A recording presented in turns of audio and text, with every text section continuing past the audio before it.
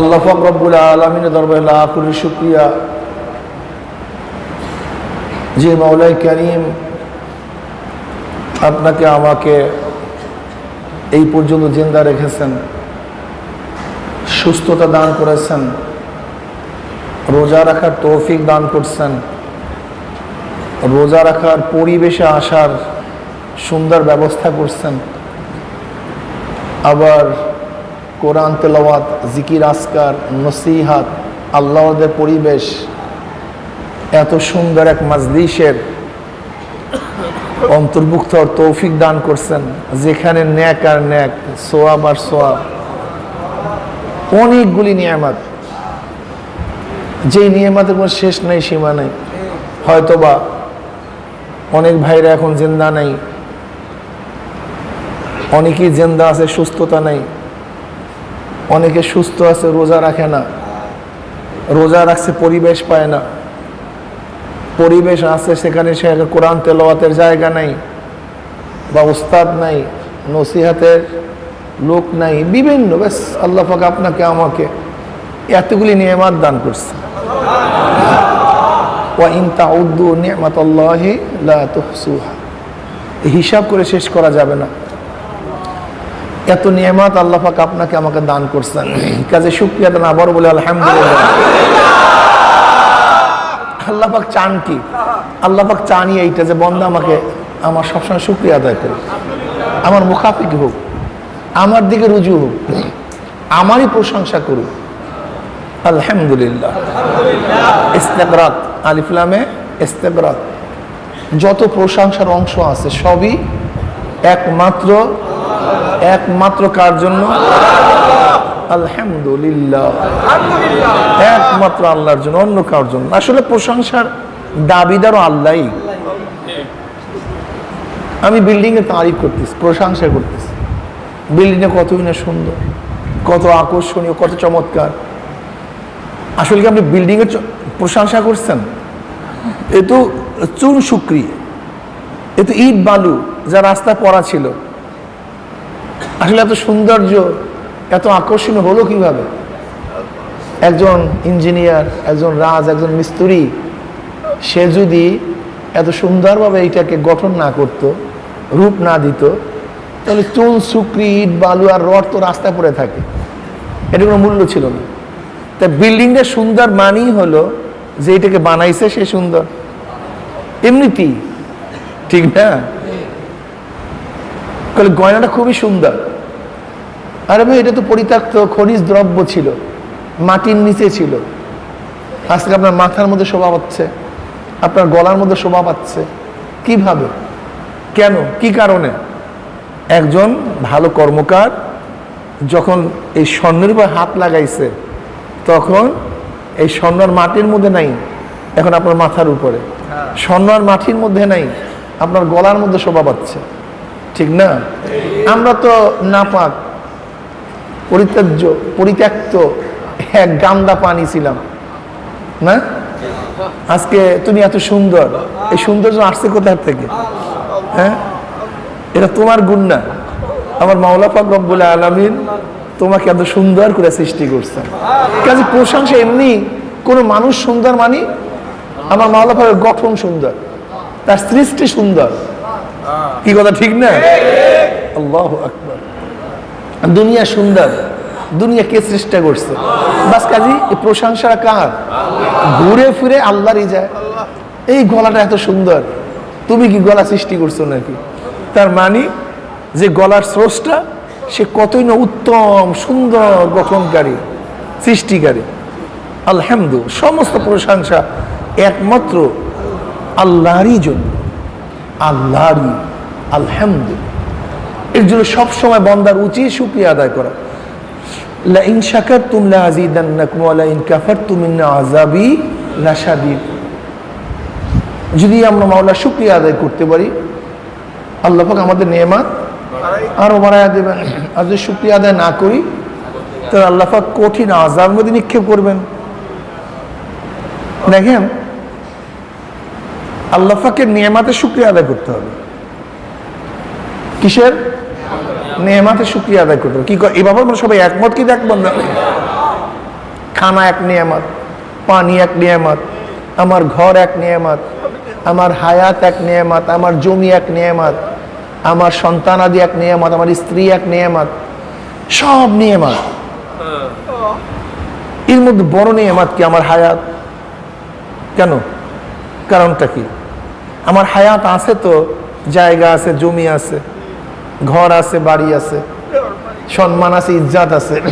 হায়াত নাই, কিছু নেই। কাজে সবচেয়ে বড় নিয়ামত কি ভাই? কি এ ব্যাপারে আমরা একমত না দিব? হায়াতের সম্পর্ক শ্বাসের সাথে। কিসের সাথে? শ্বাস জারি তো হায়াত জারি। শ্বাস জারি না, শ্বাস চলবে তো হায়াত থাকবে। শ্বাস বন্ধ, এ ব্যাপারে আমরা সবাই একমত না দ্বিমত? তাহলে হায়াতের সাথে শ্বাসের সম্পর্ক, শ্বাসের সাথে হায়াতের সম্পর্ক। এখন মনে করেন শ্বাসের নিয়ামতের শুকরিয়া যদি আদায় করতে হয়, তাহলে আমাদের কি করা উচিত? যেহেতু শ্বাস উঠবে নামবে, আপনার হায়াত ঠিক আছে, যদি না নামে কারবার শেষ, না উঠে কারবার শেষ। যেহেতু হায়াত সবচেয়ে দামি, হায়াতের সম্পর্ক শ্বাসের সাথে, এখন প্রতি মুহূর্তে যে শ্বাস উঠাই শ্বাস নামাই, এর মোকাবেলা কি করতে হবে? শুকরিয়া আদায় করতে হবে। তার কমপক্ষে প্রত্যেক এক শ্বাসে তো একবার আলহামদুলিল্লাহ পড়া চাই।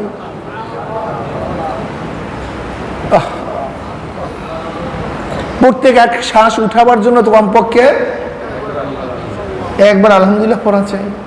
লা ইন শাকারতুম লা আযীদান্নাকুম ওয়া লা ইন কাফারতুম ইন্না আযাবি লাশাদীদ। খুব কঠিন। এর জন্য সব সময় আমাদের উচিত জবানখানি মাওলার জিকিরে লাগায় রাখা।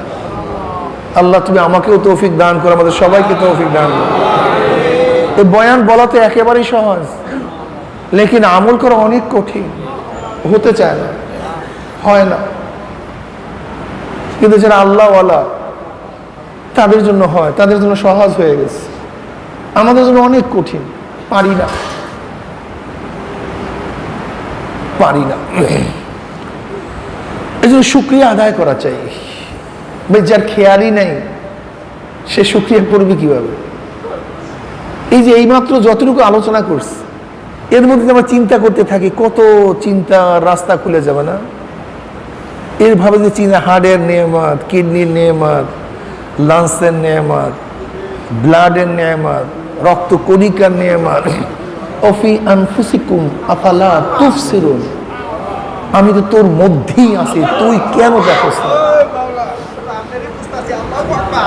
তুই নিজের মধ্যে খোঁজ করে দেখ না, তুই কিভাবে জিন্দা আছো, কিভাবে দেখতেছো, কিভাবে বলতেছো, তোর দিমাগ কোথায়, জেহেন কোথায়? দেখেন একটা হাফেজ কোরআন শরীফ তেলাওয়াত করে, মুখস্থ, অথচ কোন জায়গায় সংরক্ষিত দুনিয়ার কেউ খোঁজ করে বের করতে পারবে যে অমুক জায়গায় সংরক্ষিত অবস্থায় আছে? মেমোরি কার্ডের মধ্যে সংরক্ষণ করলে, মেশিনের মধ্যে ঢুকাইলে বের করা যায়, কিন্তু তোমার মধ্যে আমার মধ্যে কোথায় সংরক্ষিত আছে গোটা দুনিয়ার কোনো মেশিন আবিষ্কার হয় নাই বের করতে পারে। ভিতরে আছে সব, সব নিয়ামত। আপনি জানেন নিয়ামতের অবস্থাটা কি? গোটা দুনিয়ার মানুষ যা চলে গেছে, যা বর্তমানে আছে, যা দুনিয়াতে আসবে, যা চলে গেছে, যা আছে, যা আসবে, এই চোখের সাথে কারোর চোখের কোনো মিল নেই। অথচ একই চক্ষু দেখি, সবাই আমার দিকে তাকানো, আমি আপনাদের দিকে তাকানো, মনে হয় এক ডিজাইন, কিন্তু কারোর চোখের সাথে কারোর চোখের মিল নেই। হয় কিভাবে? চিন্তা করা যায়? যা চলে গেছে, যা আছে, যা আসবে, কার চোখের সাথে চোখের মিল। দুনিয়াতে মানুষ যা চলে গেছে, যা বর্তমানে আছে, যা আসবে, এই যে বৃদ্ধাঙ্গুলি, এই যে বৃদ্ধাঙ্গুলি কতটুকু জায়গা বলেন তো? কতটুকু জায়গা? যা চলে গেছে, যা আছে, যা আসবে, এই বৃদ্ধাঙ্গুলের সাফের সাথে সাফের মিল নেই। আঙ্গুলের সাফের সাথে আঙ্গুলের মিল নেই। চিন্তা করা যায় গোটা দুনিয়ার মানুষ যা চলে গেছে, যা আছে, যা আসবে, এই চেহারার সাথে চেহারা আজীব আজীব। ছোট্ট একটা জায়গা, ছোট্ট একটা জায়গা, যা চলে গেছে, যা আছে, যা আসবে, হুবহু চেহারার সাথে মিল নেই। যা চলে গেছে, যা আছে, যা আসবে, গলার স্বরের সাথে মিল নেই। দুনিয়ার থেকে যা চলে গেছে, যা আছে, যা আসবে, দাঁতের সাথে মিল নেই। যে দাঁত, যত দাঁত দেখেন, যুদ্ধের ময়দানে যখন সৈন্যরা যায়, তাদের দাঁতের ছাপ রাখে। বলে কেন? যদি পুড়ে ছারখার হয়ে যায়, চেহারা বিবর্ণ হয়ে যায়, কোনো চিহ্ন না থাকে, তো ওই দাঁতের পাটি দিয়া যে চিহ্ন রাখছে তার সাথে মিলানো হয়। কেন? গোটা দুনিয়ার মানুষ যা চলে গেছে, যা আসবে, যা আসবে, যা আছে, যা আসবে, এই দাঁতের শেফের সাথে কারোর দাঁতের মিল নেই। চিন্তা করা যায়? হ্যাঁ, অথচ এতক্ষণ আমরা জানতামই না যে এর মধ্যে এত কিছু রহস্য নিহিত আছে। শুধু কি তাই, দুনিয়ার মধ্যে যা চলে গেছে, যা আছে, যা আসবে, সমস্ত মানুষের এই পশমগুলি আলাদা। এই যে পশমগুলি,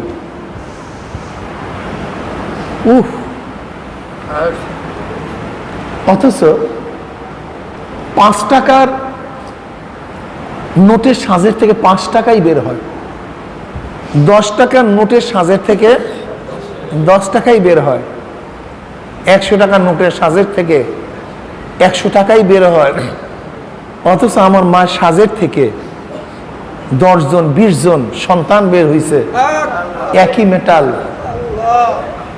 অথচ একজনের চেহারার সাথে মিল নেই, তবিয়াতের সাথে মিল নেই, এই যা বলছি এর সাথে মিল নেই। একই সাজ, একই মেটাল, কে সৃষ্টি করছে?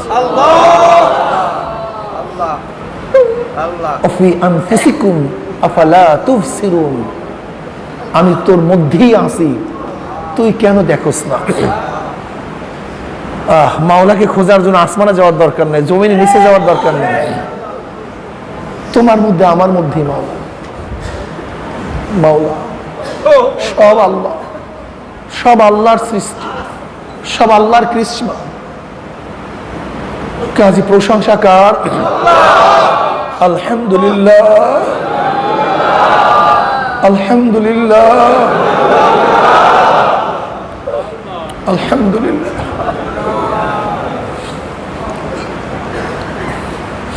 আমার মাওলা খুব খুশি হয় যদি কেউ মাওলার প্রশংসা করে, আমার মাওলা খুব খুশি হয়।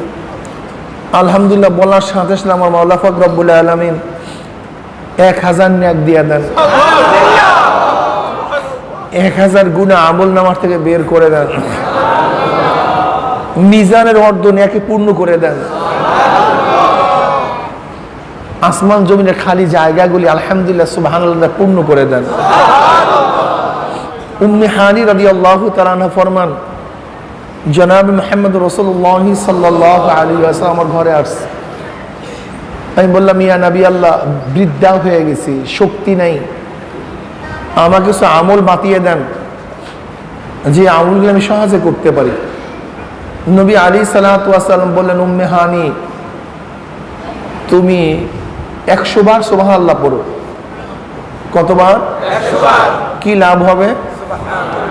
ইসমাইল নবী আলাইহিস সালাতু ওয়াস সালামের বংশের 100 গোলাম আজাদ করলে, 100 গোলাম, ইসমাইল নবী আলাইহিস সালাতু ওয়াস সালামের বংশের 100 গোলাম আজাদ করলে সেই পরিমাণের সওয়াব, মাত্র 100 বার সুবহানাল্লাহ পড়লে এই পরিমাণের সওয়াব হয়ে যাবে। উম্মে হানি, তুমি 100 বার আলহামদুলিল্লাহ পড়ো। যে উটকে চিহ্ন দেওয়া হয়েছে কোরবানি করবে, কোরবানি করার জন্য যে উটকে চিহ্ন দেওয়া হয়েছে, এরকম 100 উট আল্লাহর রাস্তায় কুরবানি করলে যেই পরিমাণের সওয়াব, তুই মাত্র 100 বার আলহামদুলিল্লাহ পড়লে এই পরিমাণের সওয়াব হয়ে যাবে। উম্মে হানি, তুমি 100 বার আল্লাহু আকবার পড়ো, কতবার? 100 বার। লাভ কি হবে? লাভ কি না ভুল, আগে 100 বার আলহামদুলিল্লাহ পড়ো, তাহলে ঘোড়া, যেই ঘোড়াকে লাগাম লাগানো হয়েছে যুদ্ধে রওনা করবে, যেই ঘোড়াকে লাগাম লাগানো হয়েছে যুদ্ধে রওনা করবে, এরকম লাগামওয়ালা যুদ্ধে যাওয়া, জিহাদের ময়দানে যাওয়া 100 ঘোড়াকে আল্লাহর রাস্তায় দান করলে যেই পরিমাণের সওয়াব, 100 বার আলহামদুলিল্লাহ পড়লে ওই পরিমাণের সওয়াব হয়ে যাবে। উম্মে হানি, তুমি 100 বার আল্লাহু আকবার পড়ো, লাভ কি হবে? যে উটকে চিহ্ন দেওয়া হয়েছে কোরবানি করবে আল্লাহর রাস্তায়, এর 100 উট আল্লাহর রাস্তায় কোরবানি করলে যেই পরিমাণের সওয়াব, 100 বার আল্লাহু আকবার পড়লে এই পরিমাণের সওয়াব হয়ে যাবে। তুমি 100 বার লা ইলাহা ইল্লাল্লাহ পড়ো, আসমান জমিনের খালি জায়গা সব নেকে পূর্ণ হয়ে যাবে। মাওলার জিকির, মাওলায় চায় বান্দা আমার জিকির করুক, আমার প্রশংসা করুক, আমার পবিত্রতা বয়ান করুক, আমার বরত্ব বয়ান করুক, আমি ছাড়া কোনো ইলাহ নাই, এটা বারবার সে জপুক, কলবের মধ্যে ভালো মতো সে গাঁথুক, এইটা আমার মাওলায় চায়। মাওলায় চায় জবানটা মাওলার জিকিরে লিপ্ত রাখতে, এইটাই মাওলা চায়, পছন্দ করে। যদি মাওলার পছন্দ অনুযায়ী কাজ করতে পারো, আমার মাওলা পাক রব্বুল আলামিন অপুরন্ত নিয়ামত তোমাকে আমাকে দান করবেন। যাই হোক, কুতিবা আলাইকুমুস সিয়ামু কামা কুতিবা আলাল্লাযীনা মিন ক্বাবলিকুম লাআল্লাকুম তাত্তাকুন। আল্লাহ পাক রোজাকে ফরজ করেছেন আমাদের উপরে, তোমাদের উপরে রোজাকে ফরজ করা হয়েছে, যেইভাবে ফরজ করা হয়েছিল তোমাদের পূর্ববর্তীদের উপরে। কেন? যেন তোমরা মুত্তাকি হতে পারো, তাকওয়া অর্জন করতে পারো। তাকওয়া সবচেয়ে দামি, তাকওয়া সবচেয়ে দামি। কোরআনের মধ্যে ঈমান, রিসালাত, কিয়ামত, এই সমস্ত বয়ানের পরে যেই বয়ানের, যেই আলোচনার সবচেয়ে বেশি গুরুত্ব পেয়েছে সেটা তাকওয়া। সেটা কি? তাকওয়া। তাকওয়া বহুত আয়াতে কোরআনিয়া, বহুত হাদিসে তাকওয়ার কথা আসছে। তাকওয়া কি জিনিস? তাকওয়া কাকে বলা হয়?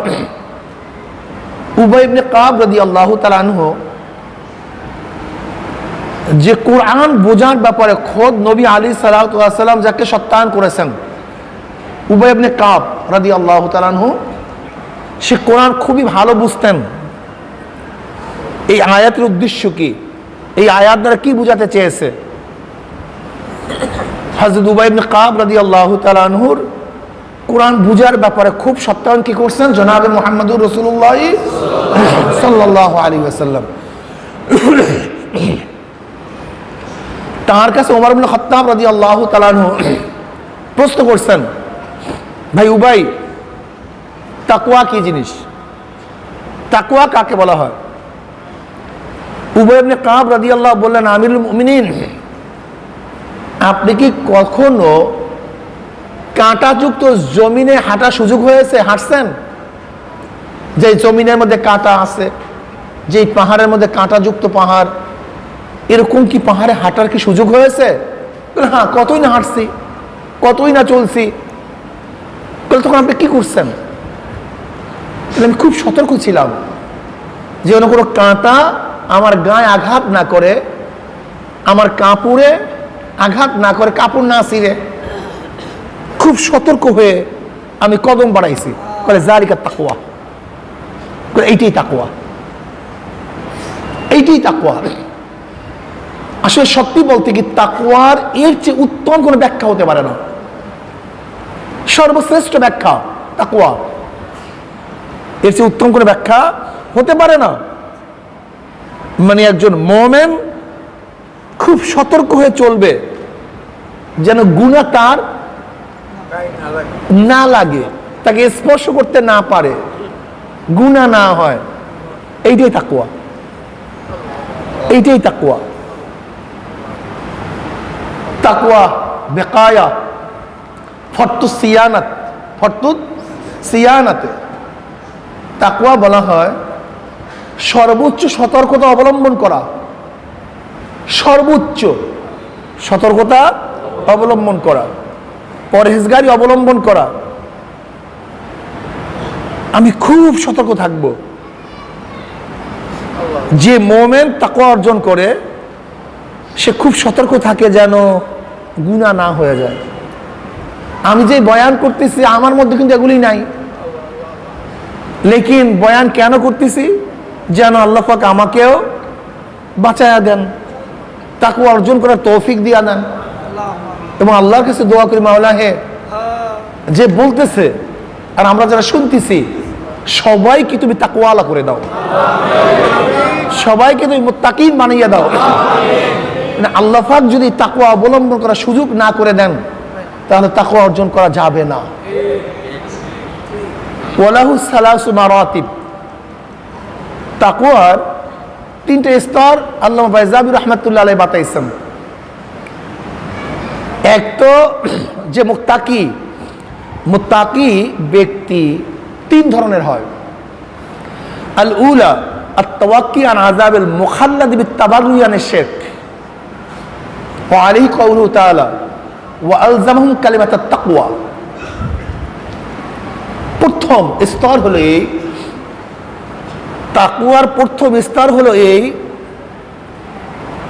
শিরক থেকে নিজেকে বাঁচায়া রেখে, শিরক থেকে নিজেকে বাঁচায়া রেখে আবাদুল আবাদ জাহান্নাম থেকে নিজেকে মুক্ত রাখা, মুক্ত করা।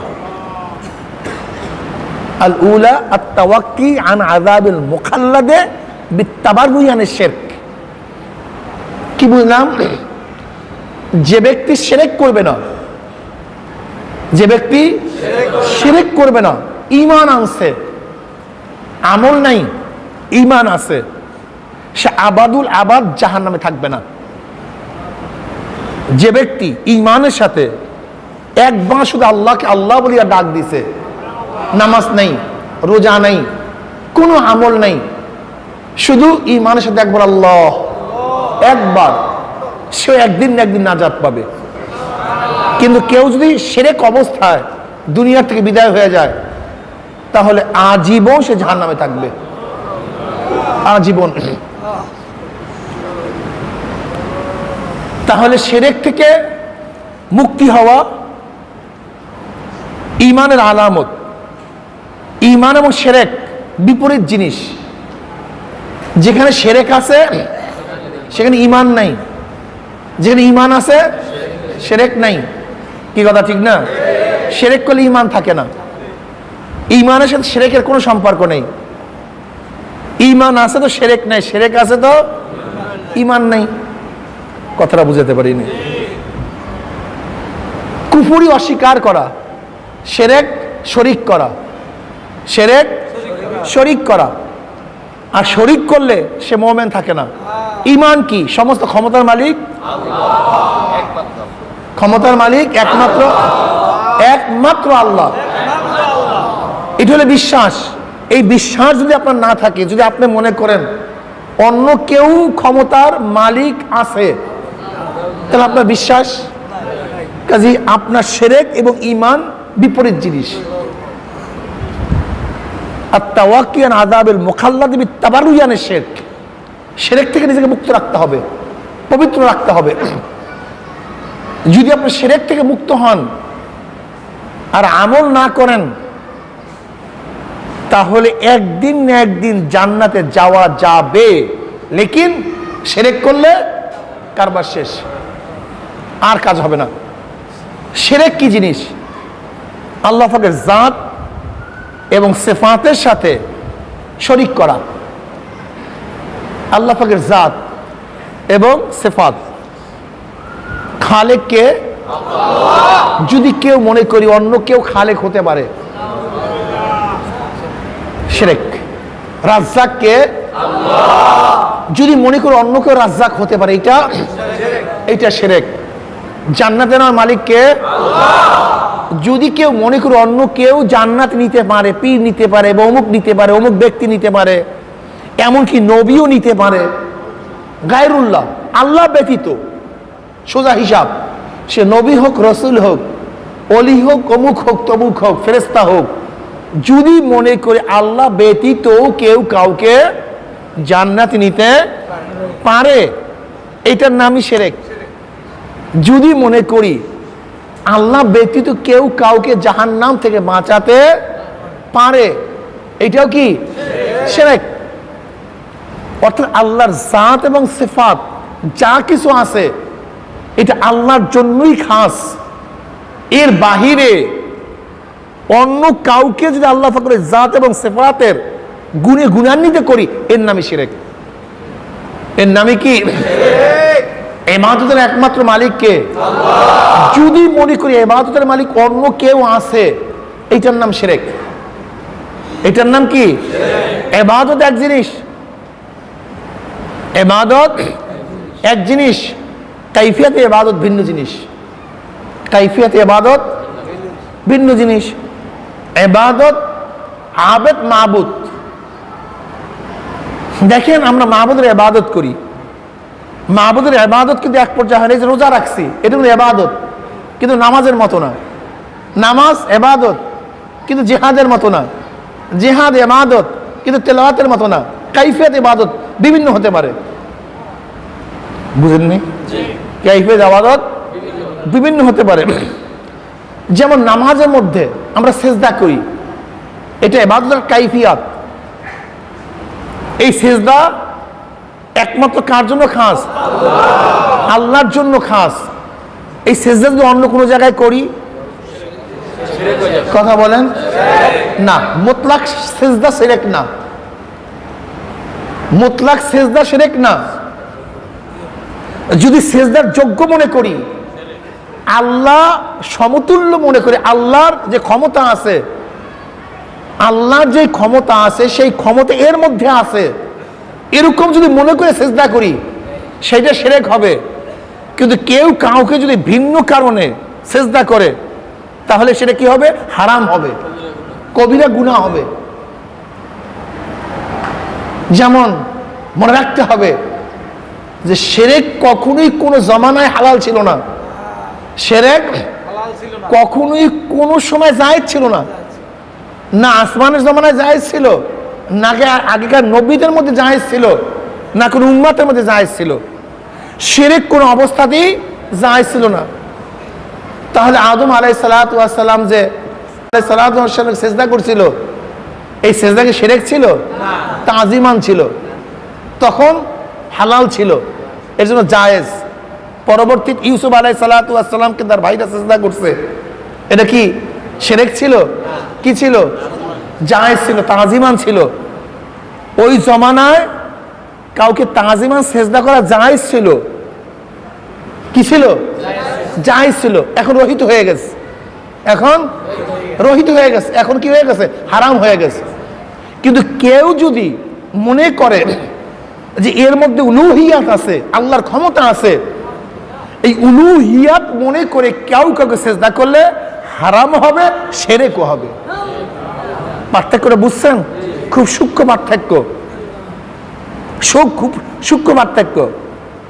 যেহেতু শিরক আসমানও জায়েজ ছিল না, আগেকার নবীদের জমানায় জায়েজ ছিল না, শিরক কোন অবস্থাতেই জায়েজ না। কিন্তু আহকাম, অন্য আহকামাত কখনো জায়েজ থাকে, কখনো হারাম হয়ে যায়।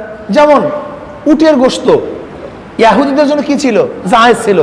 আমাদের জন্য, ইহুদিদের জন্য হারাম ছিল, ইহুদিদের জন্য, আমাদের জন্য জায়েজ। এখন কেউ যদি উটের গোশত না খায়, তাহলে ধমকি খাবে। যেমন আব্দুল্লাহ ইবনে সালাম রাদিয়াল্লাহু তাআলা আনহু, তিনি খায় নাই, ধমকি খাইস, হালাল করছি, তুমি খাইয়া প্রমাণ করো যে এটা হালাল। দেখেন এক জমানায় তাহলে উটের গোশত প্রথমে কি ছিল? হারাম ছিল ইহুদিদের জন্য, আমাদের জন্য একসময় মদ হারাম ছিল, একসময় মদ বৈধ ছিল, মদ কি ছিল? হালাল ছিল, বৈধ ছিল। এখন কি হয়েছে? এখন কেউ যদি, এখানে আরেকটা মাসালা বুঝতে হবে, হারামকে হারাম হিসাবে খেলে ফাসেক হয়, হারামকে হারাম জেনে করলে ফাসেক হয়, গুনাহগার হয়। কিন্তু হারামকে কেউ যদি হালাল মনে করে তাই বেঈমান হয়ে যায়, বেঈমান হয়ে যায়। সিজদা কি? হারাম। সিজদা করা কি? কেউ যদি সিজদাকে বৈধ মনে করে, যেটা বৈধ, তাহলে কিন্তু বেঈমান হয়ে যাবে, খুব মারাত্মক। মদ কি ভাই? কথা বলেন না কেন? মদ, কেউ যদি মদকে হালাল মনে করে তাহলে বেঈমান হয়ে যাবে। কেউ যদি মদ পান করে ফাসেক, কবিরা গুনাহ। কিন্তু কেউ যদি মদকে বৈধ মনে করে, যে অসুবিধা নাই, জায়েজ, বৈধ, তাহলে কাফের হয়ে যাবে। খুব মারাত্মক, খুব মারাত্মক। শিরক, শিরক করা যাবে না, শিরক করা যাবে না। শিরক কি জিনিস? শিরক কিসের সাথে সম্পৃক্ত? শিরক দেখাবার বিষয় না, শিরক আকীদার বিষয়। শিরক আকীদা ও বিশ্বাসের বিষয়। এর জন্য কেউ কাউকে যেন হট করে না বলি তুমি মুশরিক। এই যেমন লামুজহাবিরা আমাদের সবাইকে গড়ে মুশরিক বলে, গড়ে, তার মানে আমরা কেউ মুমিন না। কেন? যেখানে শিরক থাকবে সেখানে কি নাই, আর যেখানে ঈমান আছে সেখানে, তা ওরা যে আমাদের মুশরিক বলে তার মানে আমরা সবাই বেঈমান। তাহলে ওদের ভাষা আমরা সবাই কি? বেঈমান। জোরে বলেন নাউযুবিল্লাহি মিন যালিক, নাউযুবিল্লাহি মিন যালিক। শিরক এটা আকীদার নাম, এটা বিশ্বাসের নাম। তাই বলতে পারেন হুজুর এই মাত্র আপনি বললেন হেদায়েতের মালিক তো একমাত্র আল্লাহ, জান্নাতে নেওয়ার একমাত্র মালিক আল্লাহ, জাহান্নাম থেকে বাঁচাবার একমাত্র মালিক আল্লাহ। তো এই যে বলা আছে সুপারিশ করবে, জান্নাতে নিয়ে যাবে, হাফেজরা জান্নাতে নিবে, আলেমরা জান্নাতে নিবে, জান্নাতীরা আরেকজনকে জান্নাতি নিবে, এটা আবার কেমন কথা হলো? এগুলো সব ওসাইল, সব ওসিলা, সব ওসাইল, সব ওসাইল, সুপারিশ। কিন্তু জান্নাতে নেওয়ার মালিক সহজে বুঝেন, একেবারে সহজে বুঝেন, কথা একেবারে সহজ। সুস্থ করার মালিককে কি বিশ্বাস করেন তো? কিন্তু ঔষধ খেলেন কেন? হ্যাঁ, ব্যাস। আপনি ডাক্তারের কাছে গেলেন কেন? অসিলা, মাধ্যম। এখন কেউ যদি মাজাজান বলেন, কেউ যদি মাজাজান বলে ডাক্তার আমাকে ভালো করছে, এটা শিরক হবে না? মাজাজ, রূপক, এটা রূপক। ঔষধ খাওয়ার কারণে আমার রোগ ভালো হয়েছে, এটা রূপক ভাবে যদি মুমিন বলে তাহলে ঈমান যাবে না। কেন? মুমিনের মূল আকীদা বিশ্বাস কি? যে শিফা দেওয়ার মালিককে, এটা মূল না, মূল ক্ষমতার মালিক না। আল্লাহ পাক সাময়িক ক্ষমতা এর মধ্যে দিয়েছে, সাময়িক। কিন্তু আল্লাহ পাক ইচ্ছা করলে এই ক্ষমতা তার থেকে উঠে নিতে পারে। যদি উঠে নাই নিতে পারে তাহলে ঔষধ খেলে তো সমস্ত রোগী ভালো হওয়ার কথা, কিন্তু সমস্ত রোগী ভালো হয় না কেন?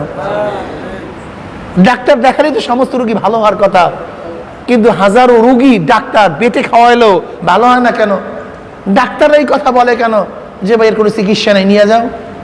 যদি ডাক্তাররাই হইতো, ঔষধই হইতো, তাহলে ডাক্তাররাই কথা বলে কেন এর কোনো চিকিৎসা নাই? তার মানে হলো এই মূল, মূল, মূল সব কিছুর মালিককে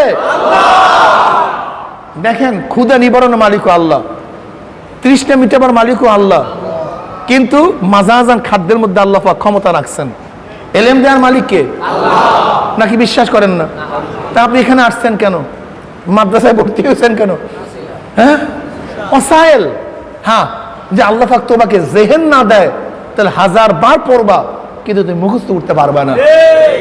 তা আমরা যে বলি আল্লাহ ওয়ালারা, হাফেজরা এমন 10 ব্যক্তিকে সুপারিশ করিয়া জান্নাতে নিয়ে যাবে যাদের জন্য জাহান্নাম ওয়াজিব ছিল, তারা নিয়ে যাবে মাজাজান।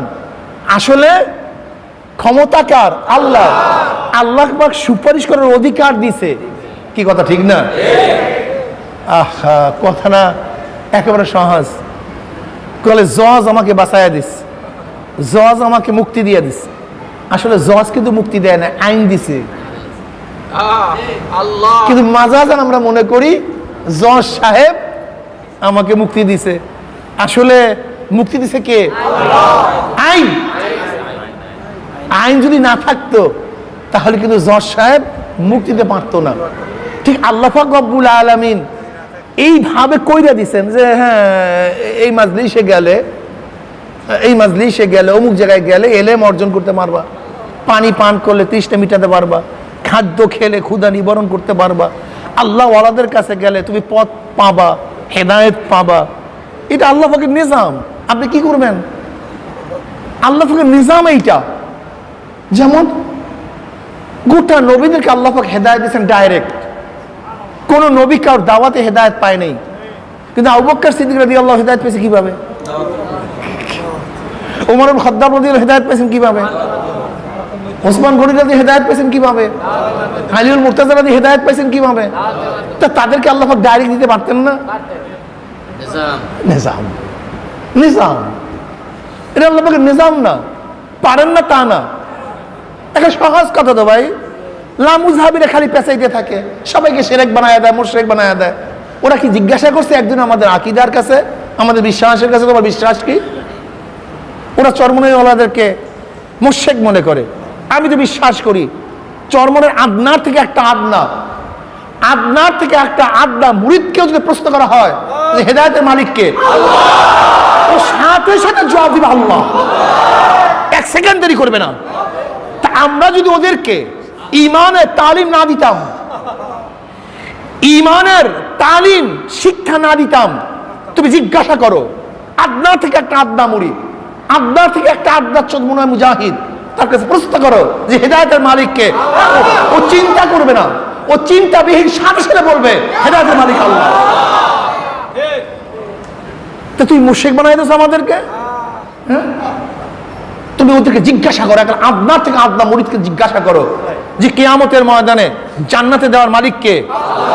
ও সাথে সাথে বলবে যে আল্লাহ। যদি প্রশ্ন করো তা তোমার পীর, তখন সে কি বলবে? সুপারিশ করবে। আমার পীর সুপারিশ করতে পারে যদি আল্লাহ পাক তাকে জান্নাত দেয়। যদি প্রশ্ন করে সুপারিশ আলেমরা করবে, যদি প্রশ্ন করে সুপারিশ যারা জান্নাতে যাবে তারা করবে। আমার পীরই করবে, পীরই জান্নাতে যাবে। এই আকীদা আমাদের কোন মুরিদ পোষণ করে না, বরং তারা জন্নে গালেব, তারা প্রবল ধারণা রাখে যে নিশ্চিত আমার পীর জান্নাতে যাবেই না। এতটুকু ধারণা না থাকলে তো আমি মুমিনই না। হ্যাঁ, প্রবল ধারণা এক জিনিস, লেকিন জান্নাতে যাবেই এই ইয়াকিন ভিন্ন জিনিস। একমাত্র আল্লাহ পাক রব্বুল আলামিন নবী আলাইহিস সালাতু ওয়াস সালামের মাধ্যমে যাদেরকে জান্নাতের ডাইরেক্ট সুসংবাদ জানাইছে, আমরা ইয়াকিনান বলতে পারি সে জান্নাতি, ইয়াকিনান বলতে পারি তারা জান্নাতি। কিন্তু যারা নবী আলাইহিস সালাতু যাদের ব্যাপারে বেশারাত দেয় নাই, আমরা প্রবল ধারণা করি এরা জান্নাতে যাবে। প্রবল ধারণা জন্নে গালেব, প্রবল ধারণা তারা জান্নাতে যাবে। এতটুকু ফারাক ইয়াকিনের মধ্যে এবং নবী আলাইহিস বিশারাতের মধ্যে। এখন কি মনে করেন যে সাহাবায়ে কেরাম রিদওয়ানুল্লাহি তাআলা আলাইহিম আজমাইনের সবার ব্যাপারে ডাইরেক্ট জান্নাতের বিশারাত নাই, কিন্তু আমরা সবাই জানি সাহাবায়ে কেরাম রিদওয়ানুল্লাহি আজমাইন জান্নাতি। তারাই জান্নাতে যাবে কি? বলেন যাবেটা কি? জান্নাত কার জন্য? সাহাবারা যদি জান্নাতে না যায়, জান্নাত কার জন্য? ওই জান্নাত আল্লাহ কার জন্য বানাইছেন? আল্লাহ পাকের হিকমত, আল্লাহ পাক রহস্য গোপন করে রাখেন। এর জন্য সবার জন্য বিশারাত ইনডাইরেক্ট দিয়ে দিয়েছেন, ইনডাইরেক্ট কোরআনের মধ্যে বিশারাত দিয়ে দিয়েছেন, লেকিন ইয়াকিনান ডাইরেক্ট বলেন না অমুকে কিছুর জন্য বলছেন। আচ্ছা বলেন তো যে ওমর বিন আব্দুল আজিজ সাহেব রহমতুল্লাহ আলাইহি, তিনি একজন তাবিন। ওমর বিন আব্দুল আজিজ যাকে পঞ্চম খলিফা বলা হয়, এর ব্যাপারে তো ডাইরেক্ট কোরআন ও হাদিসের কোনো জান্নাতের ঘোষণা নেই। এখন এরা যদি জান্নাতে না যায় তা জান্নাতে যাবে কে? বুখারী রহমতুল্লাহ আলাইহির ব্যাপারে তো ডাইরেক্ট জান্নাতে কোনো বেশারাত নেই। তো এরা যদি জান্নাতে না যায় তাহলে জান্নাতে যাবে কে? হ্যাঁ, ইমাম আজম আবু হানিফা রাহমাতুল্লাহ আলাইহির ব্যাপারে ডাইরেক্ট জান্নাতের বেশারাত নেই। নবী বলছে নাকি? নবীর জামানায় ছিল নাকি? ওহী নাযিল হবে নাকি? হইছে নাকি? তো এরা যদি জান্নাতে না যায় তাহলে জান্নাতে যাবে কে? আমাকে বলেন তো। কিন্তু জান্নাতের মুতলাক কি? ইন্নাল্লাযীনা আমানু ওয়া আমিলুস সালিহাতি কানাত লাহুম জান্নাতুল ফিরদাউসি নুজুলা। নিশ্চয়ই যারা ঈমান ও নেক আমল করবে আল্লাহ পাক তাদেরকে জান্নাতুল ফিরদাউস দান করবেন। তা আমরা দেখছি যে এদের সে ভালো আমলওয়ালা কেউ নেই, ঈমানওয়ালা না কেউ নেই। এর জন্য আমরা প্রবল ধারণা করি, একই নাম না, প্রবল ধারণা এরা জান্নাতে যাবে না, যাবে কি? প্রবল ধারণা। আমাদের বিশ্বাসের মধ্যে তুমি পার্থক্যই বুঝো নাই। আমরা কি বলতে চাই? ইমাম শাফি রাহমাতুল্লাহ জান্নাতে যাবে না, এ গাধা বেয়াকুব, তুই যাবি জান্নাতে? হ্যাঁ, ইমাম আহমদ হাম্বল জান্নাতে যাবে না, বেয়াকুব তুই জান্নাতে যাবি? হ্যাঁ, বরবুল আব্দুল কাদের জিলানী রাহমাতুল্লাহ জান্নাতে যাবে না, মাইনুদ্দিন চিশতি রাহমাতুল্লাহ জান্নাতে যাবে না, তুমি যাবা জান্নাতে? হ্যাঁ, হাসান কারকি রাহমাতুল্লাহ জান্নাতে যাবে না, হাসান বসরি রাহমাতুল্লাহ জান্নাতে যাবে না, তুমি যাবা জান্নাতে। এর কারণটা কি জানেন? ওদের কারণ আছে। ওরা যেই মুরব্বী মানে, আসলে মূল কারণ আমি খুঁজে বের করছি, এটা আমার ধারণা। এই ফাসেকরা, লামুজাহাবিরা বা জামাতিরা, এই জামাতিরা, লামুজাহাবিরা, শিবিরেরা যাদেরকে মুরব্বী মানে, ওদের ব্যাপারে ওদের বিশ্বাস অত প্রবল নাই। সমস্যা এখানে ওদের মুরব্বীদের ব্যাপারে ওদের আকীদা বা বিশ্বাস অত প্রবল না। কেন? দেখে তো ওদের মুরব্বীরা, ওদের সামনে ওরা দেখে, এর জন্য বিশ্বাস করতে পারে না, আকীদা রাখতে পারে না, জন্নে খালে বাসে না। কিন্তু আমরা আমাদের মুরব্বীদেরকে কাছে থেকে দেখি, তাদের সাথে থাকি, তাদের সাথে চলছি, আমরা দেখছি তাদের অবস্থা। আমরা আমাদের মুরব্বীদের ইতিহাস পড়ি, তাদের চরিত্র সম্পর্কে আমরা জানি, তাদের সিরাত সম্পর্কে আমাদের জানা আছে। কি কথা ঠিক না? এর জন্য আমরা আমাদের মুরব্বীদের উপরে অনেক বেশি বেশি বিশ্বাস করি। আল্লাহ পাক রব্বুল আলামিন তাদেরকে জান্নাতে নেবেন। আর হাদিসের মধ্যে আসছে জান্নাতীদের অবস্থাটা কি? জান্নাতীরা জাহান্নামীদের কাতারের মধ্য থেকে জান্নাতে রওনা করবে। অমনি জাহান্নামী কাতারের মধ্য থেকে কোন এক ব্যক্তি বলবে, ভাই আব্দুল্লাহ কোথায় যাও? তুমি জান্নাতে যাই? কিন্তু আমি তো জাহান্নামের কাতারে দাঁড়ায় গেছি। আমাকে চেনো নাই তুমি? চিনছি তো, ওই যে তোমার খানা নিয়ে গেছিলাম, তোমাকে পানি পান করাইছি, তোমাকে সাহায্য করছিলাম, তোমার বাড়ির পাশে ছিলাম, তোমার কাছে ছিলাম, চিনছি তো। কিন্তু আমি জাহান্নামের কাতারে দাঁড়ায় গেছি। হাদিসের মধ্যে আসছে উম্মি জান্নাতি ওই জাহান্নামী ব্যক্তির হাত কপড়ে ধরবে, ধরে টানতে টানতে আল্লাহর কাছে নিয়ে যাবে। আল্লাহ, আমার এই ভাইকে জান্নাতে না দেওয়া পর্যন্ত আমি তোমার কাছ থেকে যাব না, জান্নাতে আমি যাব না। হাদিসের মধ্যে আছে কি জানেন? মুজাদেলা করবে, আল্লাহর সাথে ঝগড়া করবে, আল্লাহর সাথে ঝগড়া করবে জান্নাতি। আল্লাহ, আমার এই ভাইকে জান্নাতে না দিলে আমি যাব না, তুমি কি করবা বলো? মাওলার সাথে বন্দার কি মোহাব্বত!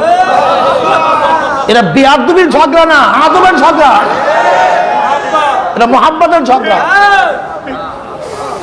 বেয়াদবির ঝগড়া এক জিনিস, মোহাব্বতের ঝগড়া ভিন্ন জিনিস। যেরকম যে ছাত্রকে ওস্তাদ মোহাব্বত করে, ছাত্র গিয়া ঝগড়া শুরু করে, ওস্তাদ আমার বাড়ি যাইতেই হবে, আমি যাইতে পারবো না, যাইতেই হবে, আমি না গেলে আমি যাবো না। এটা কিসের? এটা মোহাব্বত। সন্তান বাবার সাথে আড়ি ধরে, আমাকে দিতেই হবে, এটা বেয়াদবি না, মোহাব্বত। স্বামী স্ত্রীর সাথে আড়ি ধরে, আমাকে দিতেই হবে, এইটা বেয়াদবি না, মোহাব্বত। ঠিক মুজাদেলা শব্দ আসছে, জান্নাতি ওই ব্যক্তিকে জান্নাতে নেওয়ার জন্য আল্লাহর সাথে কি করবে? ঝগড়া শুরু করবে। এটা মোহাব্বতের ঝগড়া, আশেক মাশুকের ঝগড়া।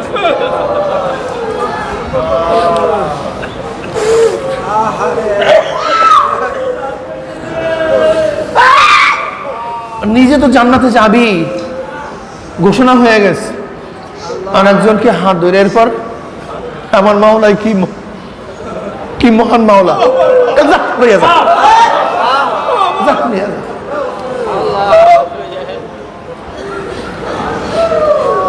এর জন্য আমরা বলি, এর জন্য বলি, অন্য কিছুর জন্য না। আমরা পূর্বার ধারণা রাখি, আর তুমি আমাদেরকে শিরক মনে করো, মুশরিক মনে করো।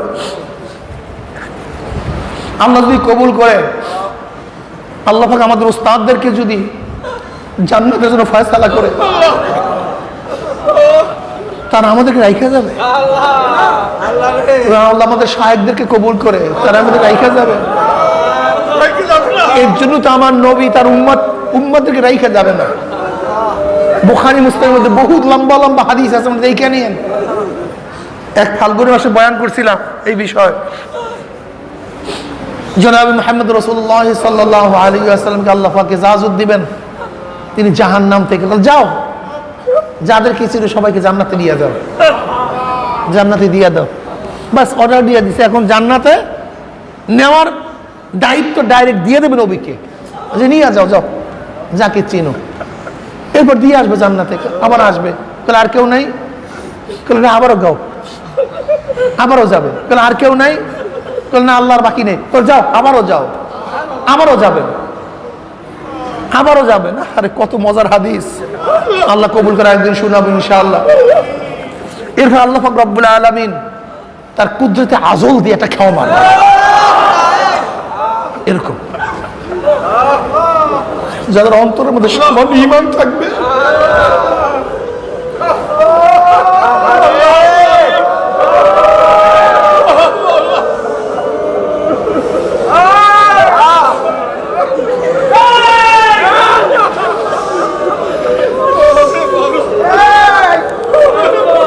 আল্লাহ তাদেরকে জাহান্নাম থেকে বের করে দেবে। কোন ঈমান আল্লাহ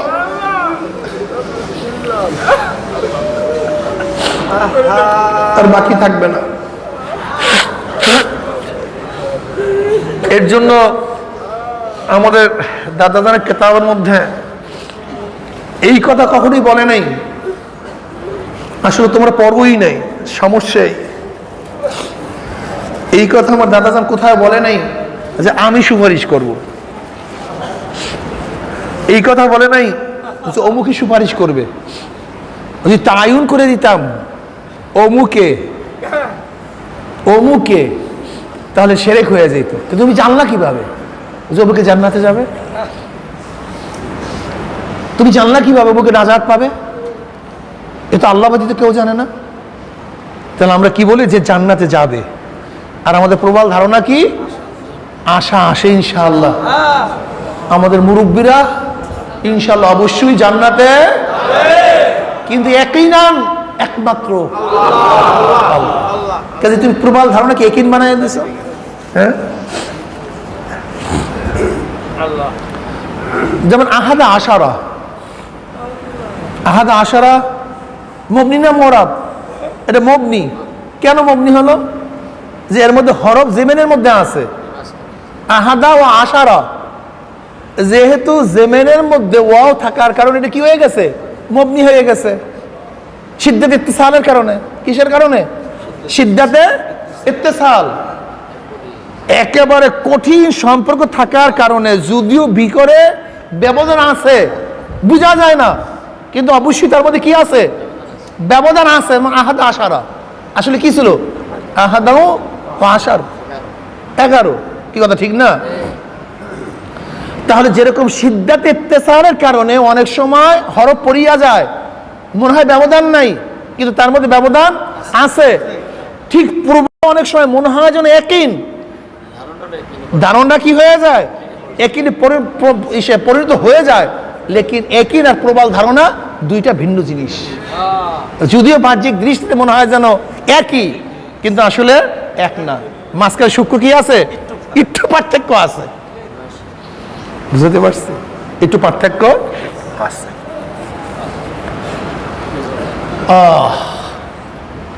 এর জন্য যে ব্যক্তি সূক্ষ্ম বুঝবে না সে আহাদা আশারে কি বলবে যে এটা তো মরা, কি কথা ঠিক না? কিন্তু যার একটু গভীর দৃষ্টি আছে সে বলবে কি মাবনি। কেন মাবনি হওয়ার কারণ কি? এর মধ্যে ওয়াও জেমেনের মধ্যে হরফ জেমেনের মধ্যে আছে। ঠিক যারা লামুজহাবি ওদের সূক্ষ্ম জ্ঞান না থাকার কারণে আমাদের ওই সমস্ত কেতাবাদের মধ্যে শিরক দেখে, কিন্তু যাদের সূক্ষ্ম জ্ঞান আছে তারা এর মধ্যে কোনো শিরক দেখে না, বরং দেখে সব সহি, কোনো সমস্যা নেই। এই সমস্যাই শিরক থেকে মুক্ত থাকতে হবে, শিরক করা যাবে না। ইন্না শিরকা লাযুলমুন আযীম, শিরক সবচেয়ে বড় গুনাহ, সবচেয়ে বড় গুনাহ। শিরক করা যাবে না। শিরক আছে আল্লাহর অজুদি তুমি বিশ্বাস করো না, আল্লাহর ক্ষমতাকে বিশ্বাস করো না, তার মহব্বত তোমার মধ্যে আসবে কিভাবে? তুমি স্বীকারই তো করো না আল্লাহকে, তুমি আল্লাহকে স্বীকার করো না। কিন্তু বলতে পারেন হুজুর তা আমরা আপনাদের কাছে দৌড়াই কেন, মাদ্রাসায় যাই কেন? সব ওসাইল, সব ওসাইল, সব ওসাইল যা আমরা ইনশাআল্লাহ সামনে বয়ান করবো ইনশাআল্লাহ। সব ওসাইল, ওসাইল এক জিনিস, কিন্তু দেনেওয়ালা এক জিনিস। দেওয়ার মালিক কে? দেখেন আল্লাহ পাক কালামে পাকের মধ্যে ফরমান লা তুহাররিক বিহি লিসানাকা লিতাআজালা বি ইন্না আলাইনা জামআহু ওয়া কুরআনা ফাইযা ক্বরানাহু ফাত্তাবি কুরআনা। তুমি নবীকে বলতেন খবরদার তুমি কোরআনকে মুখস্থ করার জন্য, ইয়াদ করার জন্য, জব্দ করার জন্য তোমার লেসানকে তুমি লাগাইও না, লড়াইও না। ইন্না আলাইনা জামআহু ওয়া কুরআনা, আমার উপরই দায়িত্ব তোমার কলবের মধ্যে কোরআনকে জমা করা এবং পাঠন করা, পড়ানো। জমাও করবো আমি, তোমার জবান থেকে পাঠ করাবো আমি। কে বলছেন? ডাইরেক্ট আল্লাহ। ইন্না আলাইনা জামআহু ওয়া কুরআনা ফাইদা ক্বরানাহু ফাত্তাবি কুরআনা। যখন কোরআন তেলাওয়াত করবে আমি করব, ফাইজা ক্বরানাহু, যখন আমি কোরআন তেলাওয়াত করব। অথচ করতেছে জিবরাইল, কিন্তু ইশারা করছেন কার দিকে? আল্লাহর দিকে। ফাইজা ক্বরানাহু ফাত্তাবি কুরআনা, যখন আমি কোরআন তেলাওয়াত করব তখন তুমি এই তেলাওয়াতের অনুসরণ করো। খুব ভালো মতো বুঝবেন মাজাজ জিনিসটা কি। পড়তেছে জিবরাইল, শুনাইতেছে, কিন্তু সব সম্বোধন করছে কার দিকে? এটা কি? এটা কি? ইন্না আলাইনা জামআহু ওয়া কুরআনা ফাইজা ক্বরানাহু ফাত্তাবি কুরআনা সুম্মা ইন্না আলাইনা বায়ানা। সবই তো আল্লাহ নিয়ে নিছেন। জিবরাইল পাঠাইলেন কেন? জিবরাইল কেন কোরআন শুনাইলেন? জিবরাইল কেন তেলাওয়াত করতেছেন? জিবরাইল কেন প্রতি রমজানে নবী আলাইহিস সালাতু ওয়াস সালাম কাছে আসিয়া কোরআনকে দাওয়াত করলেন? অথচ আল্লাহ নিজে ইন্না আলাইনা জামআহু ওয়া কুরআনা ফাইজা ক্বরানাহু ফাত্তাবি কুরআনা। দেখো সব কিছু করছেন আল্লাহ, কিন্তু আল্লাহ পাক ওয়াসাইল সারা করেন না, সম্বোধন করছেন আল্লাহর দিকে। করতেছে তেলাওয়াত জিবরাইল, অথচ ইন্না আলাইনা জামআহু ওয়া কুরআনা ফাইজা ক্বরানাহু ফাত্তাবি কুরআনা। যখন আমি কোরআন তেলাওয়াত করব, কি তেলাওয়াত করবে? কে করবে? অথচ করতেছে জিবরাইল। যেরকম জিবরাইল কোরআন তেলাওয়াত করলেও মূলে কিরাত তেলাওয়াত জিবরাইল করেন, আল্লাহ করে। ঠিক আমরাও যদি কোনো জায়গায় বলি যে অমুকে সুপারিশ করবে কিয়ামতের ময়দানে, অমুকে সুপারিশ করবে, হাফেজরা সুপারিশ করবে, শহীদরা সুপারিশ করবে, তলবা সুপারিশ করবে, কোরআন তেলাওয়াত সুপারিশ করবে, এই জমিন সুপারিশ করবে, গাঁ সুপারিশ করবে, রোজা সুপারিশ করবে, ঢাল সুপারিশ করবে, ঘোড়া সুপারিশ করবে। আমরা মনে করি সব সুপারিশ, সব ওসাইল, কিন্তু জান্নাতে নেওয়ার মালিক কে? আমরা সম্বোধনের মাজাজ, নেওয়ার মালিক আল্লাহ। এই জন্য আমরা ডাইরেক্ট বলি কোরআন কাউকে জান্নাতে নিয়ে যাবে, হাফেজকে কি বলি? কোরআন এই বলি না সবসময় বয়ানে, তাই কোরআনকে জান্নাতে নেওয়ার ক্ষমতা রাখে। তা বললেন কেন? মাজাজ, মাজাজ, মাজাজ, অন্য কিছু না। কিন্তু নেয়ার মালিক কে? এই সূক্ষ্ম পার্থক্য তোমাকে বুঝতে হবে ভাই। তুমি সবাইকে মুশরিক বানায় দিলা, এত সহজ। এই যে তাবিজকে ওরা শিরক বানায় দিছে। যদি কেউ হাকিকত মনে করে তাবিজে একজনকে ভালো বানায় দেয় এবং সেটা গায়রে শরঈ হয়, গায়রে শরঈ হয় এবং একই থাকে যে তাবিজেই তাকে ভালো বানায় দিবে, শিরক এবং হারাম। গায়রে শরঈ হওয়ার কারণে হারাম হবে, আর আকীদা বিশ্বাসের মধ্যে গলত থাকার কারণে শিরক হবে।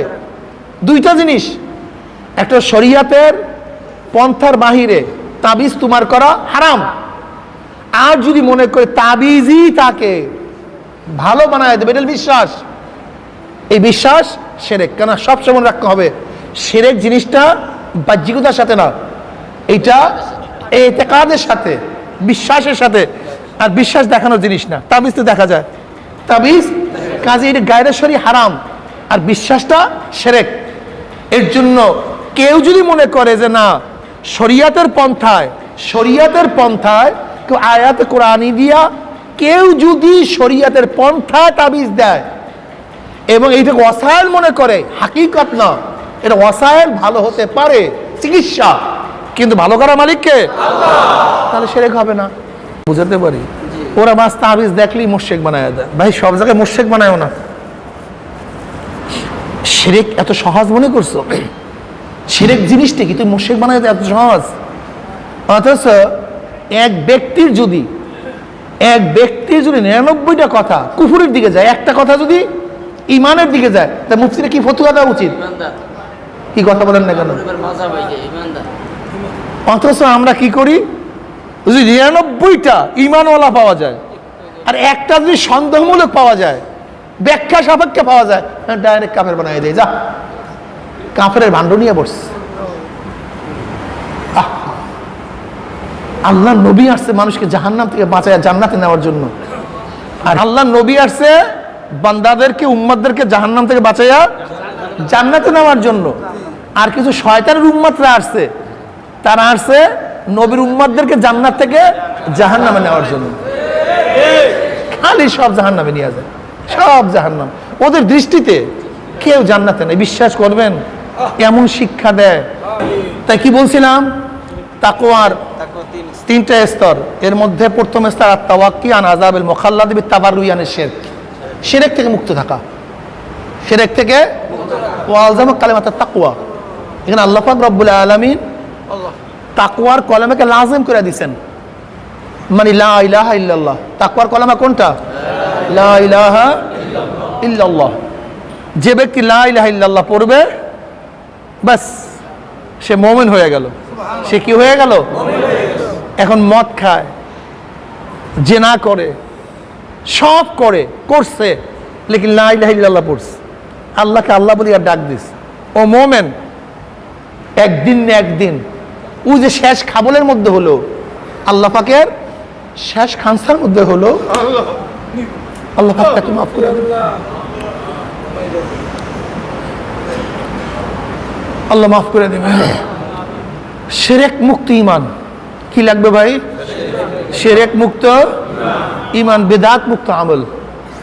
শিরক মুক্ত বিদআত মুক্ত, বলেন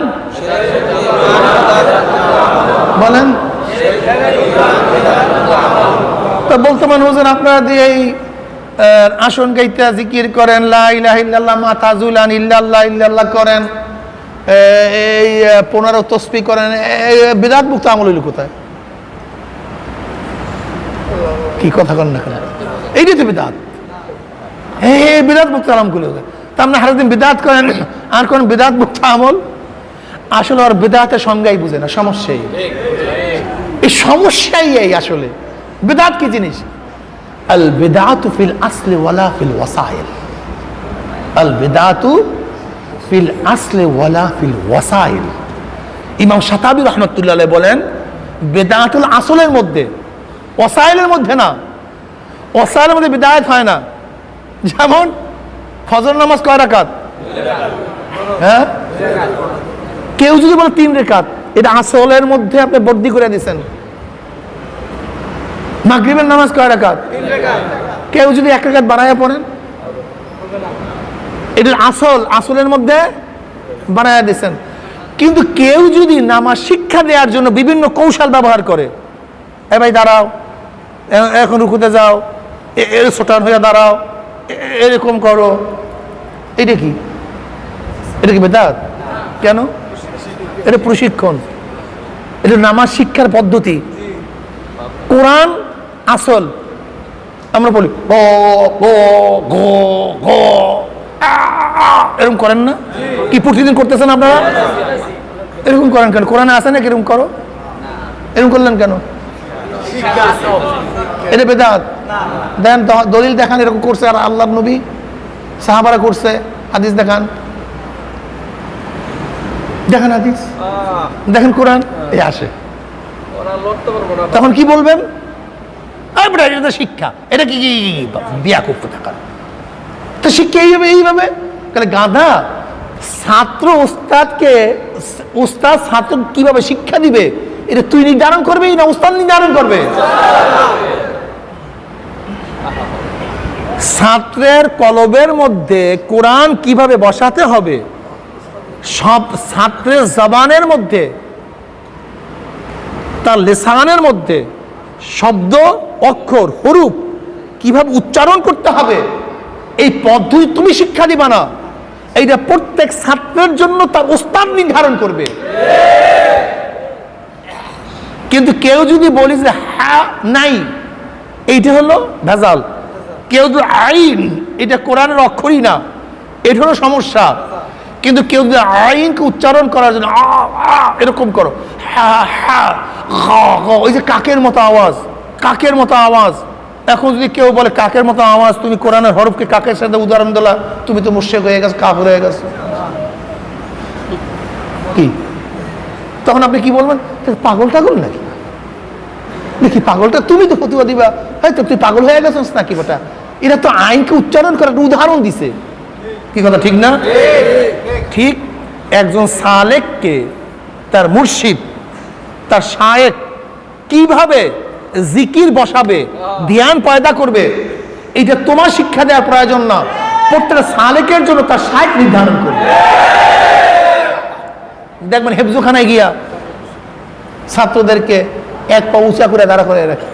কেউ কি বলে কোরআন শরীফ হাতে নাও, এক পা উঁচা করো, তারপর তেলাওয়াত করো। কি করে কি করে না? হ্যাঁ, এখন যে আপনি বলেন যে কোরআন সবচেয়ে দামি কিতাব, আল্লাহ পাকের কিতাব, আর তুমি এইভাবে শাস্তি দিয়ে থেকে পড়াইতেছো, পাইছো কোথায়? দেখাও কোরআনের মধ্যে, দেখো হাদিসের মধ্যে। আপনি কি বলবেন? তুই পাগল টাগল হয়ে গেছিস নাকি গাদা? এটা তো উস্তাদ বুঝবে, কোরআন থেকে হেফজ করাতে হবে। ঠিক লা ইলাহা ইল্লাল্লাহ মূল।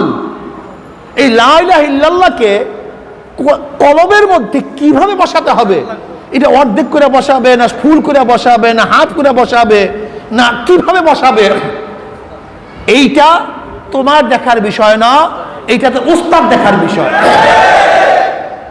হ্যাঁ, তুমি মাসালা বুঝো না কোন জায়গায় ইশকালটা হবে।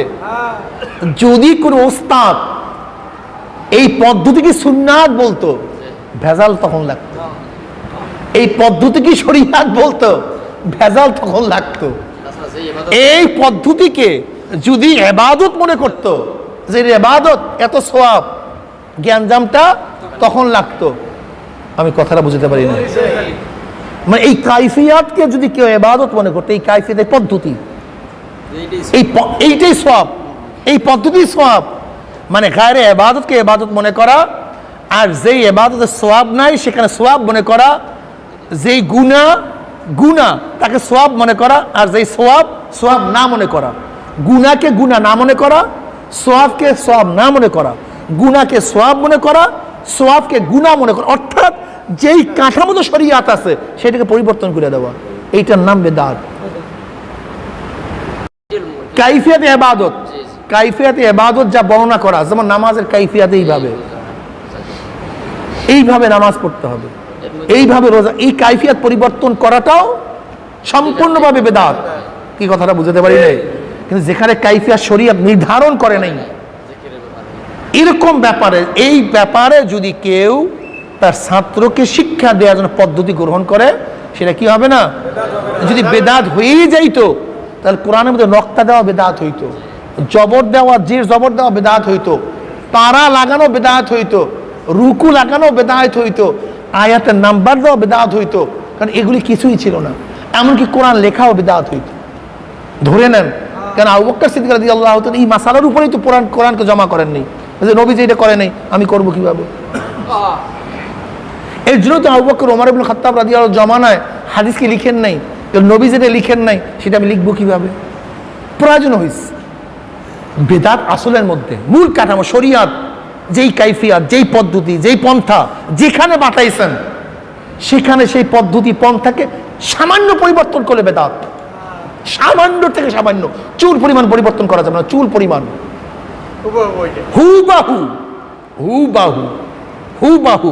কিন্তু যেখানে কাইফিয়াত বাতান নাই, ওয়াসায়েল, সে ওয়াসায়েলের মধ্যে বুখারী শরীফ লিখছেন, উসুলে হাদিস লিখছেন, উসুলে কোরআন লিখছেন, এগুলো কি বেদাত হবে?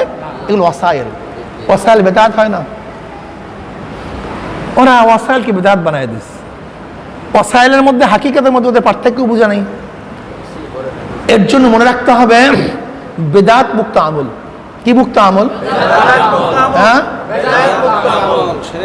কি ঈমান? জোরে বলেন। কামিয়াবের জন্য এই দুইটা যথেষ্ট। শিরক মুক্ত ঈমান লাগবে, বিদআত মুক্ত আমল লাগবে। কাজে আল্লাহ পাক শিরক মুক্ত ঈমান আর বিদআত মুক্ত আমল করার তৌফিক দান করেন। রোজা শুরু হয়ে গেল, অথচ আজকে 10 দিন। আজকে রহমাতের 10 দিন চলিয়া যাইতেছে। নিশ্চিত নিশ্চিত রহমতের 10 দিন চলিয়া যাইতেছে, কিন্তু রহমত পাইলাম কি পাইলাম না এই ব্যাপারে কিন্তু নিশ্চিত। রহমত পাইলাম কি পাইলাম না কে কে নিশ্চিত? একজনও। আর নবী কি বলছেন? যার উপর থেকে রহমত, যার উপর থেকে রমজান মাস চলিয়া গেল, এই সুযোগ পাইয়াও নিজেকে জাহান্নাম থেকে মুক্তি করতে পারলাম, তারপর আবার লাআনত। কাজী রহমতের আজকে 10 দিনের শেষ দিন, দোয়া করবো আজকে আল্লাহর কাছে, আল্লাহ যদি সবার রহমত নাযিল করে, মাফ করে দেন, গুনাহ থেকে বাঁচিয়ে থাকার তৌফিক দেয়া। আল্লাহুম্মা আমিন।